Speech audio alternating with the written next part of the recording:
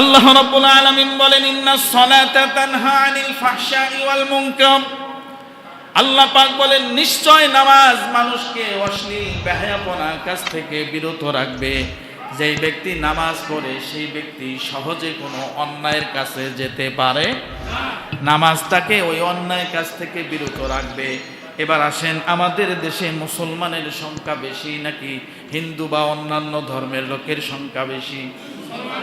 যেই দেশে 91% মুসলমান, যেই দেশে সকালটা শুরু হয় ফজরের আজানের মাধ্যমে, যেই দেশের রাত্রি শুরু হয় মাগরিবের আজানের মাধ্যমে, যেই দেশটার যে কোনো সংবাদপত্রের শুরুতে ও টিভি চ্যানেল পর্যন্ত চালু হলেও সর্বপ্রথম কোরআন তেলাওয়াত দিয়ে শুরু করতে হয়।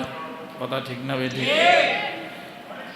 আর সেই দেশের 91% মুসলমান, এরা বসবাস করার পরেও মুসলমানদের সংস্কৃতি যখন কোনো সমাজে কোনো দেশে চালু হয়, এক শ্রেণীর মুসলমানের সন্তানরাই তখন বলে বাংলার জমিনটাকে রাজাকারের বাচ্চারা আফগানিস্তান বানায় ফেলাইছে। কথা ঠিক না বেঠিক? তাহলে বোঝা গেল রাজাকার সবাইকে বলে না। রাজাকার সবাইকে বলে? আপনি সত্যিকার অর্থে সরকারি একজন কর্মচারী, একজন টিওনো, একজন ইওনো, একজন অসি, একজন ডিসি, সে যদি কোন রকম দাঁড়িয়ালা হয়, সে যদি কোনো ঘুষ না খায়, সে যদি কোনো দুর্নীতি না করে, সে যদি কোনো অন্যায়কে প্রশ্রয় না দেয়, ওই লোকটা যদিও জামাত অথবা রাজাকারের দলের সাথে সংযুক্ত না, বাহিরে আসার পর শালা অরিজিনাল একটা রাজাকার। কথা ঠিক না বেঠিক? তার মানে রাজাকার সবাইকে বলে না। এই দেশে সবচাইতে ভালো মানুষ যারা, তাদেরকেই রাজাকার বলা হয়। ঠিক কিনা বলে? এই ট্যাগ আর এখন বাংলাদেশের মানুষ খায় না। এই কথা আর মানুষ এখন গ্রহণ করে না, কারণ বারবার প্রমাণিত হয়েছে ইসলাম আর মুসলমানদের সাথে গভীর আর নিবিড় সম্পর্ক যাদের, তাদেরকে রাজাকার বলে। আর এখন রাজাকার বললে দেখবেন মানুষ খুশি হয়ে যায় যে তুই এটা কিয়ামতের ময়দানেও বলিস আল্লাহ যেন আমাকে রাজাকার হিসাবে মৃত্যুবরণ করায়, আর আল্লাহর এই তোর এই সাক্ষীটা আল্লাহ যেন আমাকে নাজাতের উসিলা হিসেবে কবুল করে। সুবহানাল্লাহ বলেন। তার মানে সব কথা সব জায়গায় খাটে, অনেক সময় ঠিক কি বলে এটাকে চেঞ্জ হয়ে যায়, এপিটোপি হয়ে যায়, যেটা বর্তমানে হচ্ছে। ঠিক কিনা বলেন? এখন যদি নতুন করে আবার কেউ সেই সুর তোলে, এদেশের মানুষ এখন সব বোঝে, এটাকে পল্টি নিতে আর কোনো দেরি নেবে না ইনশাআল্লাহ। একজন তো গেছে একটা শব্দ বইলা, আবার নতুনটাও যদি এরকম শুরু করে, জনগণ আছে না নাই? সচেতন নাগরিক আছে না নাই? আছে। আর ধোঁকা দিয়া বোকা বানানোর সুযোগ বাংলার মাটিতে আর দেওয়া হবে? আমার প্রিয় ভাইয়েরা, আল্লাহ রাব্বুল আলামিন বলেন নামাজ হচ্ছে এমন একটা ইবাদত, মানুষকে অশ্লীল কাজ থেকে বিরত রাখবে। অশ্লীল কাজ থেকে বিরত রাখার জন্য একটা দেয়াল, একটা কাজ, একটা আমলের নাম হলো নামাজ। এই নামাজটা মানুষের জন্য এত উপকারী, এত উপকারী, আল্লাহর নবী বলেন মান তারাকা সালাতান মুতাআম্মিদান ফাকাদ কাফার। যেই ব্যক্তি ইচ্ছা করে নামাজ ছেড়ে দিল সেই ব্যক্তি কাফের হয়ে গেল। একজনকে জিজ্ঞাসা করা হলো যে সিজদার পাওয়ার কতটুকু, সিজদার ক্ষমতা কতটুকু? জবাব দেওয়া হলো 650 পাখা যুক্ত জিবরাইল যেই রাস্তা অতিক্রম করতে কখনোই সক্ষম হয় নাই, আর আল্লাহর গোলামের একটি সিজদা দেওয়া মাত্র এর চাইতে অধিক তাড়াতাড়ি সেই পর্যন্ত যাওয়া সক্ষম হয়ে যায়। মানে জিবরাইলের 600 পাখা, চিন্তা করছেন? একটা বাড়ি দিলে 5000 রাস্তা কি করে যায়? পার হয়ে যায়। চোখের পলক, সে নিমিষেই দূরে চলে যায়। 600 পাখা ডানা মারার পরেও জিবরাইল কি আরশে আজিমে যেতে পারছে? কিন্তু যারা সিজদা দেয় তাদের কথাগুলো সেকেন্ডের মধ্যে আরশে আজিমে পৌঁছে নিয়ে যান কে? তাহলে জিবরাইলের ডানার পাখার চাইতে পাওয়ার বেশি কিসে? সেজদা, উসজুদ ওয়াকতারিব, সেজদা দাও আর আল্লাহর নিকটবর্তী হয়ে যাও। সুবহানাল্লাহ। বিশ্বনবী সাল্লাল্লাহু আলাইহি ওয়াসাল্লাম মিরাজের রাত্রে আল্লাহ পাকের দরবারে যখন গেলেন, 50 ওয়াক্ত নামাজ থেকে আল্লাহ পাক 5 ওয়াক্ত নামাজ দিয়ে দিলেন। এরপর নবীজি সাল্লাল্লাহু আলাইহি সাল্লাম সাহাবাদেরকে নিয়ে সর্বপ্রথম পৃথিবীর বুকে যিনি সাহাবীদেরকে নিয়ে নামাজ পড়েছেন, সেই নামাজটা হলো যোহরের নামাজ। সাহাবীদেরকে একত্রিত করে আজান দিয়ে সবাই আসছে, জামাতের সাথে যেই নামাজ পড়েছেন যোহরের নামাজ, এরপরে আসর, এরপরে মাগরিব, এরপরে এশা, এরপরে ফজর। কিন্তু পৃথিবীতে সর্বপ্রথম ফজরের নামাজ যিনি পড়েছিলেন তিনি হলেন হযরতে আদম আলাইহিস সালাম। জোরে বলেন কোন নবী? হযরতে আদম আলাইহিস সালামকে যখন জান্নাত থেকে বের করে দেওয়া হলো, পৃথিবীর বুকে যখন আদম আলাইহিস সালামকে ছেড়ে দিলেন, আদম আলাইহিস সালাম এসে দেখেন রাতের অন্ধকার, আর জান্নাতটা ছিল আলোকিত, দুনিয়াটা হলো অন্ধকার। এরপরে আবার রাত্রি। আদম আলাইহিস সালাম অন্ধকার দেখে হাউমাউ করে কাঁদতে লাগলেন। আল্লাহর দরবারে কাঁদতে কাঁদতে কাঁদতে কাঁদতে যখন অনেক সময় অতিবাহিত হয়ে গেল, তখন তাকায় দেখে পূর্ব দিগন্তে লাল নীলিমা হয়ে সূর্য উদয় হচ্ছে। সুবহানাল্লাহ। আদম আলাইহিস সালাম যখন দেখলেন পূর্ব দিগন্ত থেকে সূর্য লাল হয়ে উঠছে, আদম আলাইহিস সালামের অন্তরের ভয়টা কেঁপে গেল, রাতের অন্ধকারটা দূর হয়ে গেল। আদম আলাইহিস সালাম খুশি হয়ে চিৎকার মারে নাই, ভিন্ন কোনো কাজ করে নাই। আদম আলাইহিস সালাম আলো দেখে আল্লাহর দরবারে দাঁড়ায় সর্বপ্রথম 2 রাকাত নামাজ আদায় করেছিলেন। সুবহানাল্লাহ। খুশি হইয়া কি করেছেন? কথা কয় না। খুশি হয়ে কি করছেন? নামাজ পড়ছেন। আর আমরা আমাদের দেশের মানুষ খুশি হয়ে কি করে? এমনি যদি খায় ডারবি, খুশি হওয়ার পরে খায় ব্যঞ্জন। এমনি যদি খায় টাইগার, খুশি হওয়ার পরে খায় ক্যান। এমনি যদি খায় ক্যান, খুশি হওয়ার পরে খায় বড় বোতল। কথা কয়। শিক্ষায় নামাজের ইতিহাস বলছে এটা হেলা খেলার জিনিস নয়। সর্বপ্রথম পৃথিবীর বুকে আদম আলাইহিস সালাম যখন 2 রাকাত নামাজ পড়লেন, দিলের আলো ফোটার সময় আল্লাহ কিন্তু আদমকে বলে দেয় নাই, ও আদম নামাজটা পড়। সুবহানাল্লাহ বলেন। আদম খুশি হইয়া নিজের মতো করে সুন্দর করে 2 রাকাত নামাজ পড়ে সেজদা দেওয়া দরকার, আল্লাহকে সেজদা দিছে, নামাজ পড়ছে 2 রাকাত। আল্লাহ কয় আদম রে, আমি খুশি হয়ে গেছি, তো আমার কিয়ামত পর্যন্ত যদি কোনো মানুষ এই 2 রাকাত নামাজ পড়ে, ও আদম তোমার মতো অন্ধকার থেকে আমার সকল গোলামদেরকে আমি আলোর পথ দেখায়া দিব। করব তো ইনশাআল্লাহ, করব তো ইনশাআল্লাহ। পৃথিবীর বুকে সর্বপ্রথম যোহরের নামাজ পড়েছিলেন হযরতে ইব্রাহিম আলাইহিস সালাতু ওয়াস সালাম। ইতিহাস আপনারা হয়তোবা একটু হলেও শুনেছেন। ইব্রাহিম আলাইহিস সালামকে যখন আল্লাহ পাক নির্দেশ দিলেন তোমার প্রিয় পুত্রকে কুরবানি করো, ইব্রাহিম আলাইহিস সালাম তার ইসমাঈল আলাইহিস সালাম সন্তানটাকে নিয়ে যখন মিনার বুকে গেলেন কুরবানি করবেন, এমন মুহূর্তে মনের ভিতরে টেনশন, দুশ্চিন্তা আলো 4টা। কয়টা? 1 নাম্বার দুশ্চিন্তা হলো আল্লাহ 80 বছর বয়সে আপনি আমাকে একটা পুত্র সন্তান দিয়েছেন, আবার এটা এখনই চেয়ে নিচ্ছেন, এটা একটা দুশ্চিন্তা। 2 নাম্বার দুশ্চিন্তা হলো পুত্র ইসমাইলকে কুরবানি দিলে বিবি হাজেরার কি অবস্থা হবে, তিনি তো বৃদ্ধা মহিলা। 3 নাম্বার দুশ্চিন্তার কারণ হলো পুত্র ইসমাইলকে ছেড়ে বিবি হাজেরা ওই একা একা ওই উপত্যকার ভিতরে কেমনে থাকবেন। 4 নাম্বার দুশ্চিন্তা হলো আল্লাহ আমার কাছ থেকে যে কুরবানি চেয়েছে, যে পরীক্ষা নিচ্ছেন, কোন পদ্ধতিতে কোন কোয়ালিটিতে আমি যে এই পরীক্ষা দিব, তাহলে আল্লাহ কবুল করবেন, এখন তো আমার আর বুঝে আসতেছে না।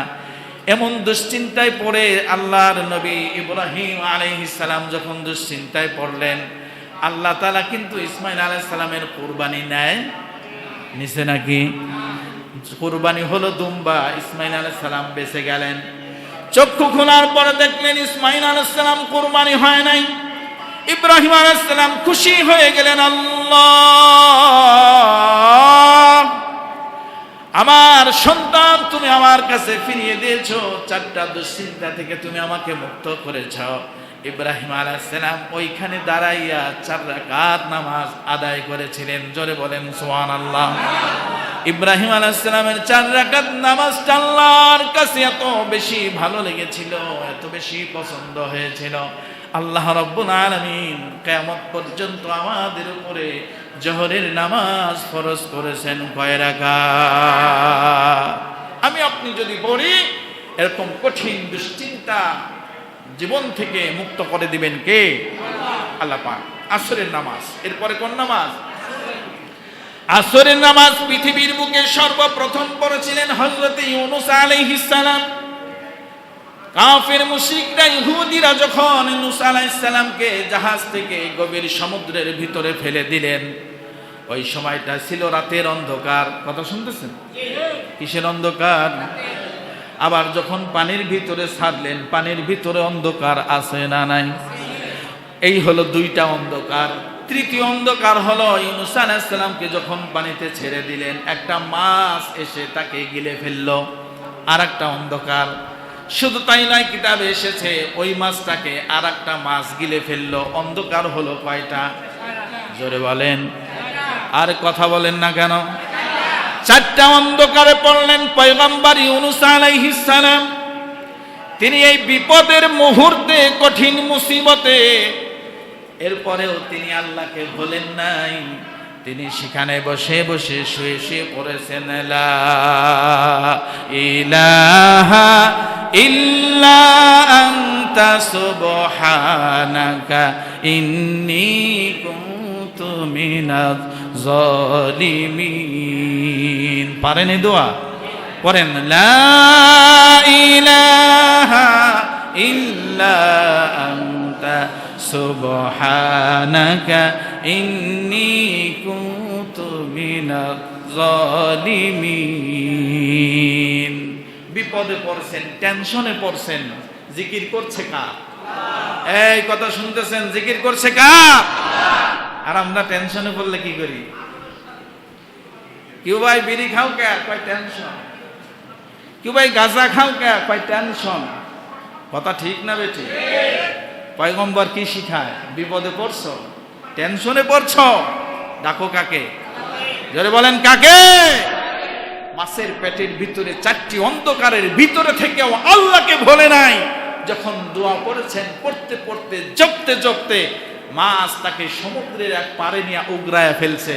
ইউনূস আলাইহিস সালাম মাছের পেট থেকে বের হয়ে দেখে দুনিয়া কত সুন্দর, কত আলো, কত অন্ধকারের ভিতরে ছিলাম। ইউনূস আলাইহিস সালাম সমুদ্রের পারে দাঁড়াইয়া মাছের পেট থেকে বের হইয়া সর্বপ্রথম 4 রাকাত নামাজ পড়েছিলেন। সুবহানাল্লাহ। কয় রাকাত? আমাদের দেশে গোনা বেশি হয় সমুদ্রের পারে। কথা কয় না? কোথায় হয়? সমুদ্রের পারে। নিজের বউ নিয়ে জীবনে একবার গেলেও পরের বউ নিয়ে যায় 14 বার। কথা ঠিক না বেঠিক? অধিকাংশই এরকম, মাইন্ড করবেন না কেউ। নিজের বউর চাইতে পরের বউকে নিয়ে বেশি সময় কাটায়। কোথায়? কক্সবাজার সমুদ্র সৈকতে, কুয়াকাটা। আর ইউনূস আলাইহিস সালাম কয় বিপদে পড়ছি, আল্লাহকে স্মরণ করলাম, বিপদ থেকে মুক্ত হইছি, আল্লাহর সামনে নামাজে দাঁড়ায় গেলাম। আর সেই নবীর শিখানো শিক্ষা, সেই নবীর শিখানো উক্তি আজকে আমাদের মনে পড়ে না। আমরা গুনাহে জর্জরিত হয়ে যাচ্ছি। সময় কম, এই জন্য খুব দ্রুত শেষ করতে যাচ্ছি আমি। এবার আসেন মাগরিবের নামাজ। কোন নামাজ? মাগরিবের নামাজ পৃথিবীর বুকে সর্বপ্রথম পড়েছিলেন ইয়াকুব আলাইহিস সালাতু ওয়াস সালাম। হযরত ইউসুফ আলাইহিস সালামের বাবা। ইউসুফ আলাইহিস সালাম নবী ছিলেন। তার ভাইরা তাকে যখন কূপের মধ্যে ফেলে দেয়, এবং এটা নিয়ে বিশাল ঘটনা আছে, আল্লাহ যদি তৌফিক দেয় কোনো এক সময় বলবো। মূল থিমটা হলো এরকম, ইউসুফ আলাইহিস সালামকে যখন ইয়াকুব আলাইহিস সালাম হারিয়ে ফেললেন, তখন তিনি ইউসুফের জন্য কান্নাকাটি করতেছিলেন। ঠিক না? 40টা বছর কেটেছেন সন্তানের জন্য। কাঁদতে কাঁদতে বাবার চক্ষু 2টা অন্ধকার হয়ে গেছে, অন্ধ হয়ে গেছে। 40 বছর পর আবার আজিজে মিসর হয়েছে, মিশরের বাদশা হয়েছে ইউসুফ আলাইহিস সালাম। এখান থেকে তিনি যখন জানতে পারেন আমার বাবা জীবিত আছে, ইউসুফ আলাইহিস সালামের সেই ছোট্টবেলার পাঞ্জাবি জুব্বাটা সুন্দর করে প্যাকেট করে ভাইদের মাধ্যমে বাবার কাছে পাঠায় দেয়। কিতাবে পড়েছি ইউসুফ আলাইহিস সালামের জামানিয়া যখন ভাইরা বাড়ির দিকে হাঁটি হাঁটি পা পা করে যাচ্ছে, ইয়াকুব আলাইহিস সালাম অন্ধ অবস্থায় লাঠি ভর দেয়া বলে, আমি আমার ইউসুফের সুঘ্রাণ পাচ্ছি। সুবহানাল্লাহ বলেন। আমি আমার ইউসুফের সুঘ্রাণ আমার নাকে লাগতেছে, মনে হয় আমার ইউসুফ আসতেছে। একটু পরেই সন্তানরা যখন ইউসুফ আলাইহিস সালামের জুব্বাটা বাবার হাতে তুলে দিল, আর বাবা নাকে নাকে ঘ্রাণ নিলেন, চক্ষুটা মুছলেন, আল্লাহর কুদরতি ভাবে ওই জুব্বা চোখে লাগার সাথে সাথে ইয়াকুব আলাইহিস সালাতু ওয়াস সালামের চক্ষু ধরে আলো ফিরে পেল। তিনটা জিনিস তখন তিনি পুরস্কার পেলেন। কয়টা? একটা হলো ইউসুফ আলাইহিস সালাম জীবিত আছে, ওই মেসেজ উনি জানতে পারলেন। সুবহানাল্লাহ বলেন। দুই নাম্বার, ইউসুফ আলাইহিস সালাতু ওয়াস সালাম ইসলামের উপর অবিচল অটল আছে, এটা দেখে তিনি খুশি হলেন। তিন নাম্বার হলো ইউসুফ আলাইহিস সালামকে আল্লাহ পাক নবী বানিয়েছেন। সুবহানাল্লাহ। এই তিনটা সুসংবাদ পাওয়ার পর ইয়াকুব আলাইহিস সালাম সুন্দর করে দাঁড়ায় 3 রাকাত নামাজ পড়েছিলেন। আল্লাহ খুব পছন্দ করেছেন।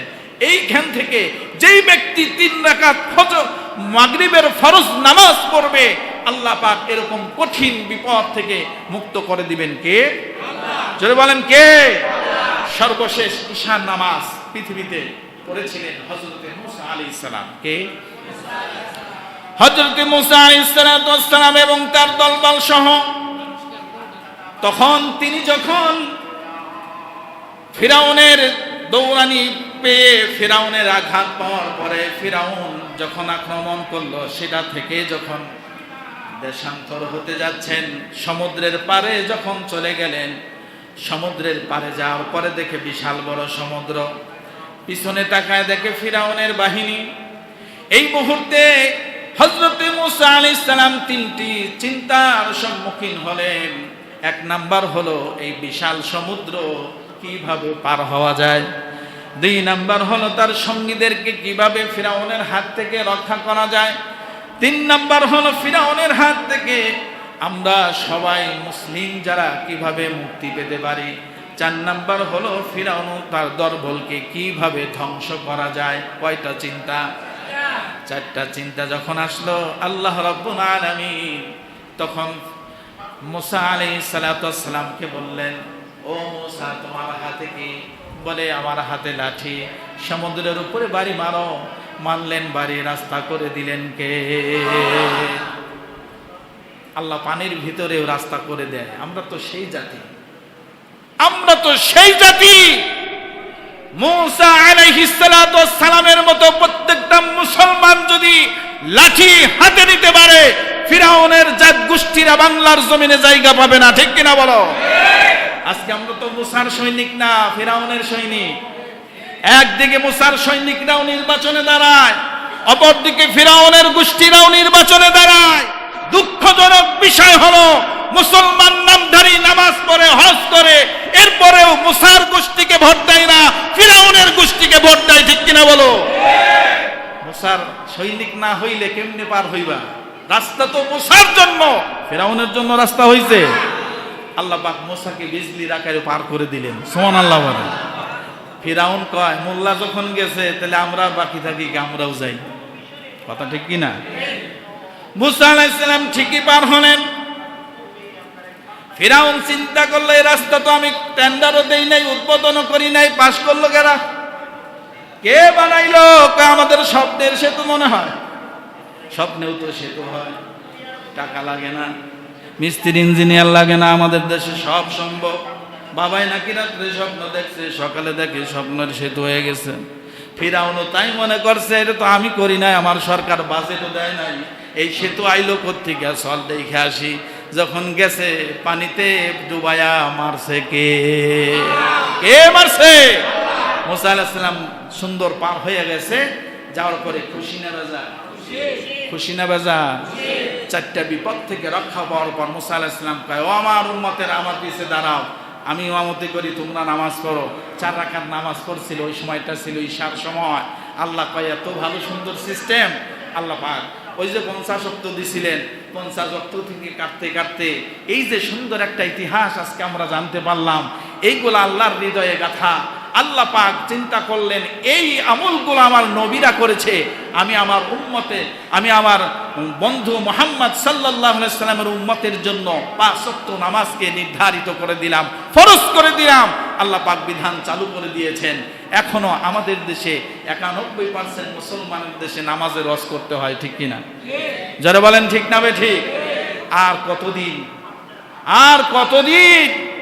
কয়দিন ঘুরবেন এদিক সেদিক? একদিন আপনাকে এইখানে আসতেই। আজকে আপনি নিজে হাঁটতে পারছেন, মসজিদে আসতেছেন না। আপনি নিজে জামা নিজে পড়তে পারছেন, মসজিদে আসছেন না। আজকে আপনি নিজের সব কিছু নিজে ইচ্ছা মতো গোসল করছেন, মসজিদে আসতেছেন না। একটা দিন, এই শোনেন, একটা দিন এমন আসবে আপনার গোসল আপনি করতে পারবেন না, আপনার জামা আপনি পরতে পারবেন না, আপনার হাঁটার কোনো শক্তি থাকবে না।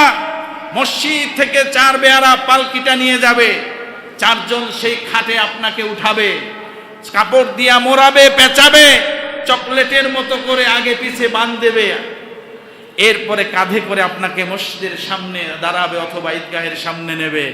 এরপরে সর্বশেষ নামাজ আপনার জন্য, সর্বশেষ নামাজটাও আপনি নিজে পড়তে পারবেন। কথা ঠিক না বেঠিক?